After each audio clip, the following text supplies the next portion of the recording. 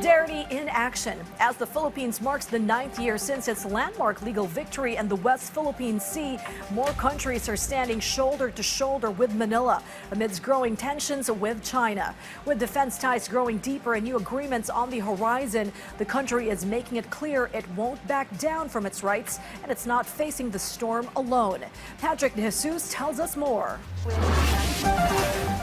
Countries standing in solidarity with the Philippines in asserting its position in the West Philippine Sea have reaffirmed their continued support amid persistent harassment by China.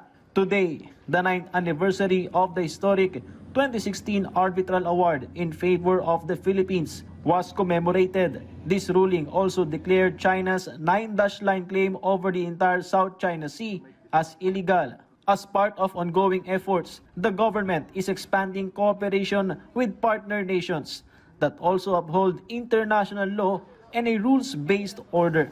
This includes plans to establish visiting forces agreements with Canada and France. These agreements streamline and strengthen military cooperation between the Philippines and its partner countries. VFAs are already in effect with the United States, Australia, and Japan, while negotiations are ongoing with others.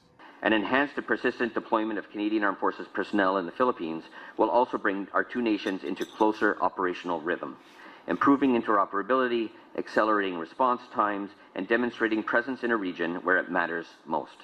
A VFA would enable more frequent and complex joint exercises, enhance readiness and mutual understanding, and facilitate coordinated responses to maritime incidents, natural disasters, or emerging threats. Nakita natin na lumalawak at yung lumalawig itong scope ng alliances natin and with like-minded nations and well-meaning nations. And now, more and more countries are also speaking up and taking the lead then in this. Apart from bolstering defense, the Department of Foreign Affairs or DFA emphasized maintaining diplomacy to peacefully resolve maritime disputes.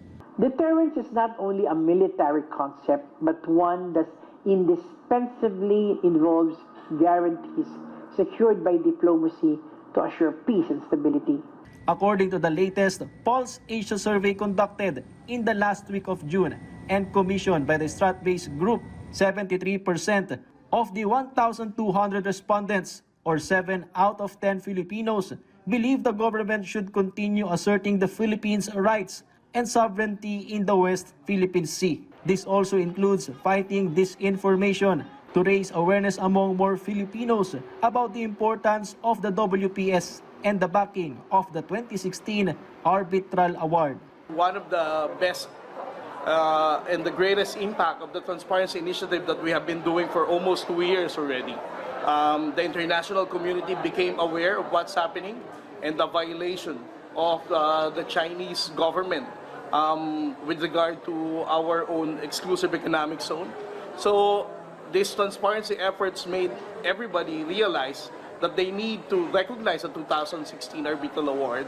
It is a historical landmark that could be referred to in the years to come as a statement of support by the international body, the United Nations, recognizing international law. This will impact into not only the maritime claims of the Philippines, but all other maritime countries around the world. According to National Security Advisor Eduardo Año, the arbitral ruling, which now guides a country's national maritime strategy, cannot be nullified by threats or false information. Defense Secretary Gilberto Teodoro Jr. also emphasized that standing firm on our rights and sovereignty is not an act of provocation, but a show of responsibility for the nation and future generations.